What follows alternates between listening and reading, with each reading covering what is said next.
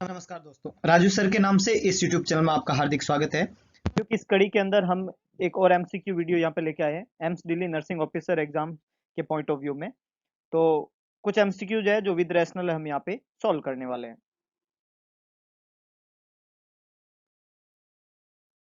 Number 1, the bone remodelling hormone is. हालांकि इसको हम पहले भी डिस्कस कर चुके हैं। बोन को रीमॉडलिंग करने वाला हार्मोन कौन सा है? Thyroxine hormone, parathormone, vitamin D और कैल्सिटोनिन। चार ऑप्शन यहाँ पे है। We all know. हाँ, वेरी गुड। हाँ calcitonin is the correct one. बहुत अच्छे। वी ऑल नो कि जो बोन है उसमें जब बच्चा मदर के वूम में होता है, फीटल लाइफ में होता है, तो स्केलेटल ग्रोथ के लिए जो जिम्मेदार हार्मोन होता है वो थायरोक्सिन हार्मोन होता है। इनिशियली बोन जो है उसका बनने के फॉर्मेशन के प्रोसेस में थायरोक्सिन बहुत इंपॉर्टेंट रोल प्ले करता है। दूसरा हार्मोन पैराथार्मोन है, जो जिसका रोल जो होता है वो बोन को रीमॉडलिंग करने में नहीं होता है, उल्टा वो बोन में से कैल्शियम को ब्लड में डालने का काम करता है, तो इसका रोल नहीं है। विटामिन डी कैल्शियम के एब्जॉर्प्शन में मदद करता है, पर ये विटामिन यहाँ पे लिखा हुआ है, ये हार्मोन फॉर्म जो है विटामिन डी की उसको कैल्सिट्रायोल कहते हैं। तो ये विटामिन डी का रोल नहीं है। विटामिन डी की हार्मोनल फॉर्म जो होती है वो कैल्शियम के एब्जॉर्प्शन में मदद करती है और जिससे बोन जो है वो स्ट्रांग होती है। पर कैल्सिटोनिन वो हार्मोन है जो बोन को रीमॉडलिंग करने में मदद करता है। जो ओल्ड एज होती है, ऑस्टियोपोरोसिस होता है ओल्ड एज के अंदर, उसको ट्रीट करने के लिए इंट्रानेजली हम कैल्सिटोनिन काम में भी लेते हैं। तो ये एक इंपॉर्टेंट हार्मोन है जो बोन के रीमॉडलिंग में मदद करता है। तो यहाँ पे आंसर जाएगा D, calcitonin is the correct one. हाँ, calcitonin is secreted by thyroid gland, है ना। थायराइड ग्लैंड जो होती है उसके द्वारा तीन हार्मोन सिक्रेट होते हैं, T3 T4 एंड कैल्सिटोनिन। उसमें सी सेल पाई जाती है जो कैल्सिटोनिन का सिक्रेशन करती है। नेक्स्ट है the primary visual area. Primary visual area, it's visual area that is situated in, option is occipital lobe, parietal lobe, frontal lobe and temporal lobe. Good, very good, correct. Occipital is the correct one. बहुत अच्छे, कई लोग काफी सही जा रहे हैं। Cerebrum हम पढ़ते हैं, नर्वस सिस्टम में ब्रेन को पढ़ते हैं और सेरिब्रम को पढ़ते हैं। और सेरिब्रम के अंदर हमने पढ़ा था कि सेरिब्रम को हम डिफरेंट एरिया में डिवाइड करते हैं, जिसमें फ्रंटल लोब के अंदर जो है चार इंपॉर्टेंट एरिया पाए जाते हैं। फ्रंटल लोब के अंदर चार इंपॉर्टेंट एरिया पाए जाते हैं, दो मोटार एरिया एंड तीन एसोसिएटेड एरिया, पांच सॉरी। मोटार एरिया में प्राइमरी मोटार एरिया जो ब्रोकाज एरिया, और एसोसिएटेड एरिया में प्री फ्रंटल एरिया और प्री मोटार एरिया। तो ये चार एरिया जो है वो फ्रंटल लोब में होते हैं। टेम्पोरल लोब जो होते हैं उसमें तीन एरिया पाए जाते हैं, जिसमें olfactory that is related to the smell, and auditory that is related to the ear, and Wernicke's जो सुनी हुई लैंग्वेज को समझने में मदद करता है। ये तीन एरिया टेम्पोरल लोब में होते हैं। पैराइटल लोब जो होती है उसमें दो इंपॉर्टेंट एरिया होता है, सोमेटो सेंसरी एरिया और गस्टेटरी एरिया। तो ये तो सारे डिवाइड हो गए। ऑक्सीपिटल लोब के अंदर दो इंपॉर्टेंट एरिया होते हैं, one is visual area and second one is parieto occipital area. Parieto occipital area देखी हुई चीज को समझने में मदद करता है। तो जो है हमने जो भी चीज देखा है, विजन का जो लैंग्वेज है उसको अंडरस्टैंड करने में मदद करता है, तो ऑक्सीपिटल लोब में पाया जाता है। तो ऑक्सीपिटल यहाँ पे पूछा है विजुअल एरिया कहाँ होता है, तो जवाब रहेगा ऑक्सीपिटल लोब। नेक्स्ट है increase of heart rate when each 1 degree Fahrenheit temperature rises. 1 degree Fahrenheit अगर टेम्परेचर राइज होता है तो हार्ट रेट कितनी इंक्रीज होएगी? बहुत इंपॉर्टेंट क्वेश्चन है। 20 beat per minute, 10 beat per minute, 5 beat per minute और 15 बीट पर, 5, 10, 15 और 20। काफी लोग गलत जा रहे हैं इस आंसर में। काफी लोग, कुछ लोगों ने ठीक भी जवाब दिया। B is the correct one, that is 10 beat per minute. 1 degree Fahrenheit अगर बॉडी का टेम्परेचर राइज होता है तो जो हार्ट रेट इंडिविजुअल की होती है उसमें 10 डिग्री 10 बीट्स पर मिनट जो होता है वो इजाफा होता है। तो करेक्ट आंसर है 10 beats per minute. With each degree Fahrenheit temperature rises, 10 beats per minute heart rate is also rises. Sinus bradycardia seen in, sinus bradycardia किस में देखने को मिलता है? ब्रेडिकार्डिया का मतलब होता है हार्ट रेट का कम होना, नॉर्मल से कम होना, और 60 बीट पर मिनट से कम होना एडल्ट में साइनस ब्रेडिकार्डिया कहलाता है। तो ये किस में देखने को मिला है, ये क्वेश्चन ने पूछा है, साइनस ब्रेडिकार्डिया किस में देखने को मिलता है? ऑप्शन है एथलीट में देखने को मिलता है हाइपर पैराथायरॉयडिज्म में, फियर वाली कंडीशन में, या फीवर के अंदर? वेरी गुड, बहुत अच्छे, बहुत अच्छे। Athlete is the correct one. Why, अगर मैं पूछूं क्यों? क्यों? क्यों एथलीट में? हाँ, हाँ, गुड गुड गुड। एथलीट में इसलिए कि एथलीट जो होते हैं उनका काम क्या होता है? दौड़ने का। तो जब वो दौड़ते हैं, हम जब भी दौड़ते हैं तो हमारा सिंपैथेटिक एक्टिवेशन रहता है, तो हार्ट को बहुत ज्यादा फंक्शन करना पड़ता है। जब वो रोज दौड़ते हैं, है ना, हम तो कभी कभी दौड़ते हैं, या कभी कभी मतलब शनिवार रविवार मना लेते हैं, जैसे सुबह सुबह वॉकिंग होती है, तो कंटिन्यूटी नहीं रख पाते हैं, लेकिन एथलीट के लिए तो कंटिन्यूटी रखना जरूरी है। नहीं तो भाई साहब, ओलंपिक में गोल्ड मेडल कोई घर तो पहुंचा के नहीं जाता है, तो उसको तो हासिल ही करना पड़ता है ना। जैसे हम ये मेहनत कर रहे हैं, क्योंकि हमें नौकरी कोई घर पे नहीं पहुंचा के जाएगा, हम लड़ेंगे, हम जाएंगे और हम नौकरी को हासिल करके आएंगे। तो एथलीट जो होता है, जब रोज दौड़ता है तो उसको हार्ट बहुत ज्यादा फंक्शन करता है, और वो डायलेट हो जाता है हार्ट, तो उसका कार्डियक आउटपुट हमेशा ही ज्यादा रहता है। जब कार्डियक आउटपुट ज्यादा रहता है, तो उस एथलीट जो है उसको बहुत ज्यादा जो है वो फंक्शन करने का जरूरत नहीं पड़ता है, ओवर फंक्शन, सॉरी, जब कार्डियक आउटपुट ज्यादा होता है तो उसकी हार्ट को जो है ज्यादा बीट को जो है ज्यादा काम नहीं करना होता है, कम बीट पे ही उसका कार्डियक आउटपुट मेंटेन हो जाता है, इसलिए वहां पे ब्रेडिकार्डिया होता है नॉर्मली उसमें। एक ऑप्शन है हाइपर पैराथायरॉयडिज्म, तो पैराथार्मोन जो है हार्मोन का ज्यादा होना हाइपर पैराथायरॉयडिज्म है, जिसका संबंध ब्रेडिकार्डिया से नहीं होता है। फीवर ये ऐसी सिचुएशन है जिसमें हार्ट रेट बढ़ती है। अभी हमने पढ़ा कि 1 डिग्री फ़ारेनहाइट पे हार्ट रेट जो है उसमें इजाफा होता है 10 बीट पर मिनट का। तो यहाँ पे आंसर रहेगा ए, एथलीट्स।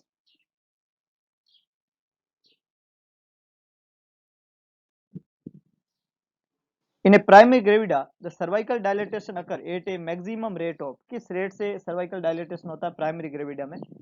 ऑप्शन है 2 centimetre per over, 4 centimetre per over, 2 is slightly less, 4 is slightly more. तो इनके बीच का रीडिंग होता है 3 सेंटीमीटर पर ओवर। तो प्राइमरी ग्रेविडा के अंदर सर्वाइकल डायलेटेशन जो होता है वो मैक्सिमम 3 सेंटीमीटर पर ओवर से होता है, या उससे कम। मैक्सिमम पूछा है यहाँ पे, तो यहाँ पे आंसर जाएगा 3 centimetre per over. The duration of normal puerperium is, normal puerperium का ड्यूरेशन क्या होता है? 6 week, 4 weeks, 1 week, 2 week? Good, very good, it's 6 week.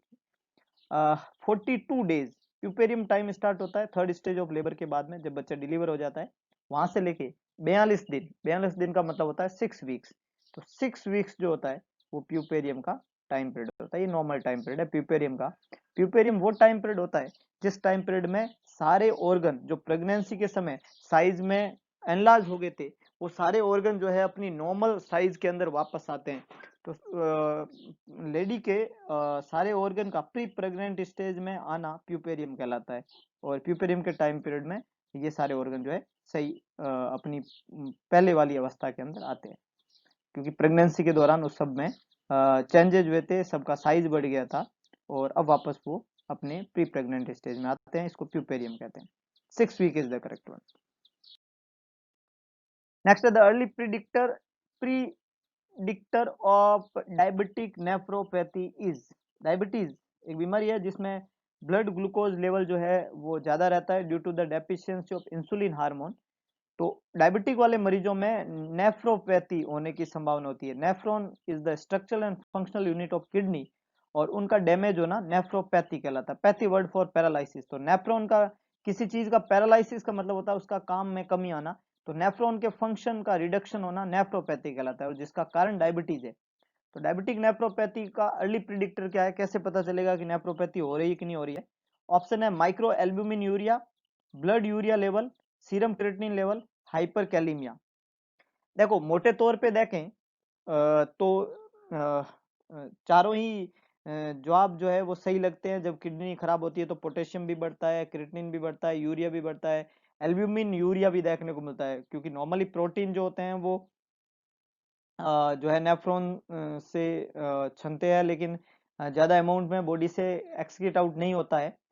तो अगर नेफ्रॉन डैमेज हुआ है तो प्रोटीन जो है वो बॉडी से एक्सक्रीट आउट होने लग जाता है।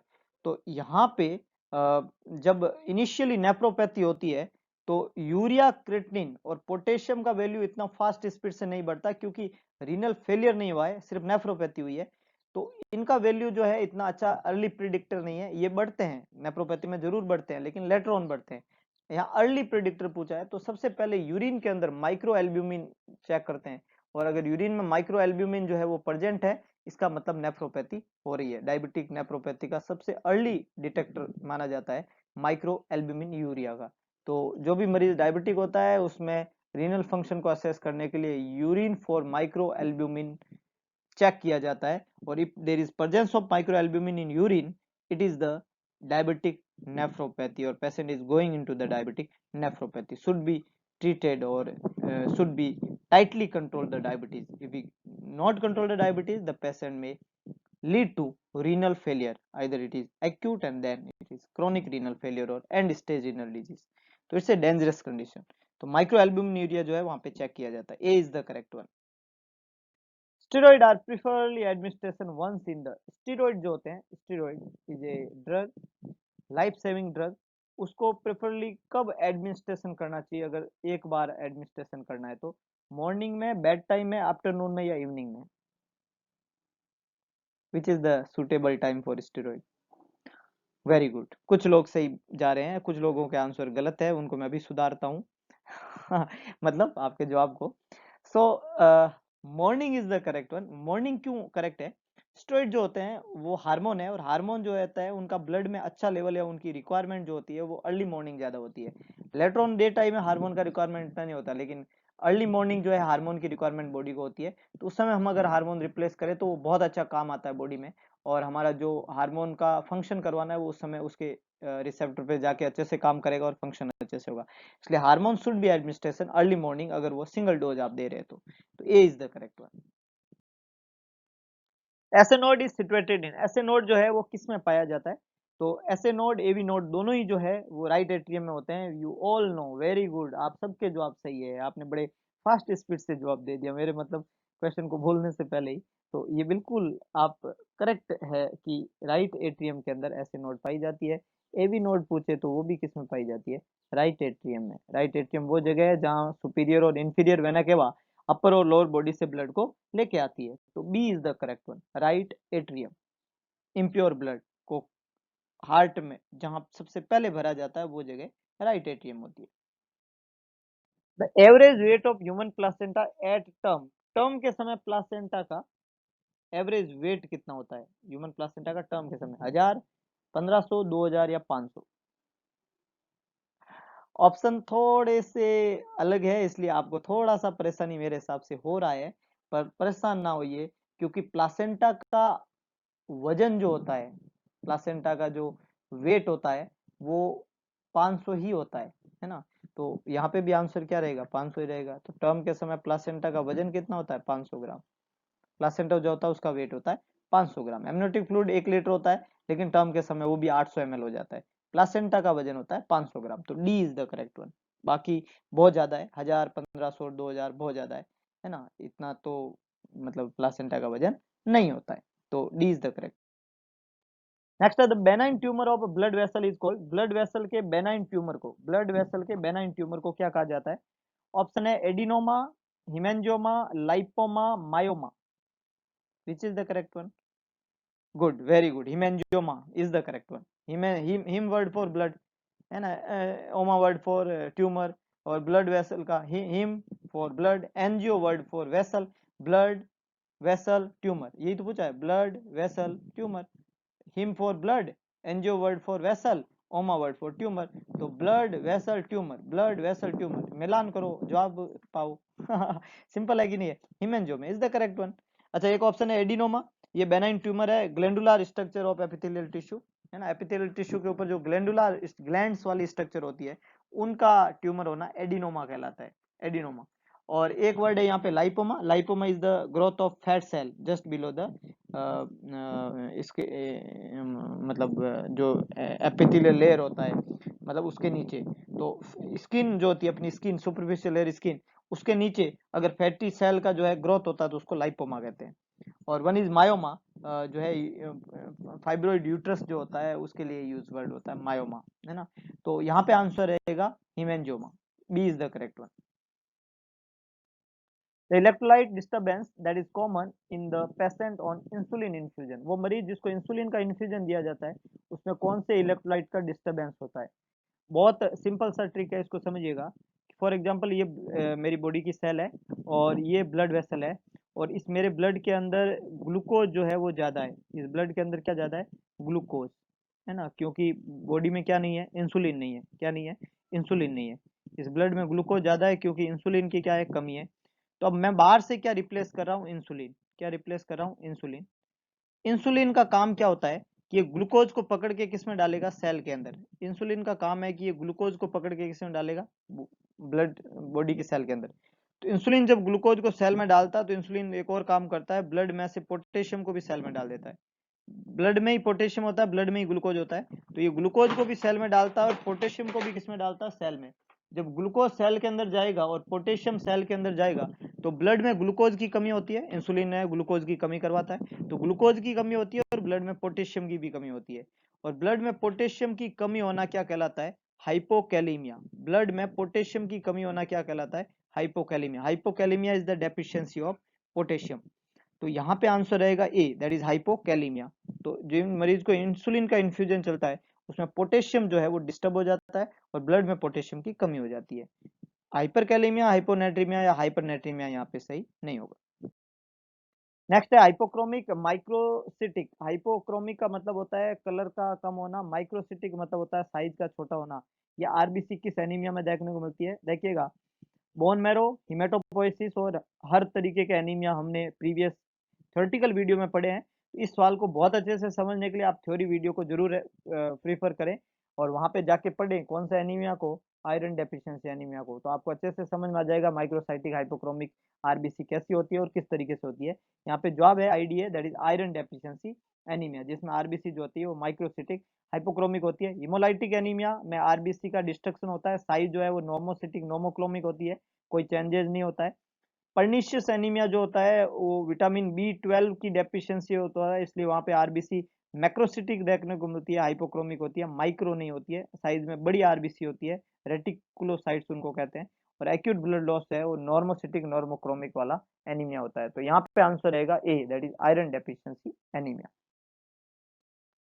Next one, normal IQ is in the range of, IQ normal कितना होता है? कल के वीडियो में हमने पढ़ा है मेंटल रिटार्डेशन को, और उसमें हमने पढ़ा था कि चैप्टर एफ के अंदर साइकेट्रिक में मेंटल रिटार्डेशन के बारे में बताया गया है, और उसमें आईक्यू बिनेट ने फॉर्मूला दिया है, mental as upon chronological age into 100, और उससे आईक्यू हम निकालते हैं। और नॉर्मल आईक्यू इंडिविजुअल का जो होता है वो 90 से 109 के बीच में होता है। नॉर्मल आईक्यू कितना होता है?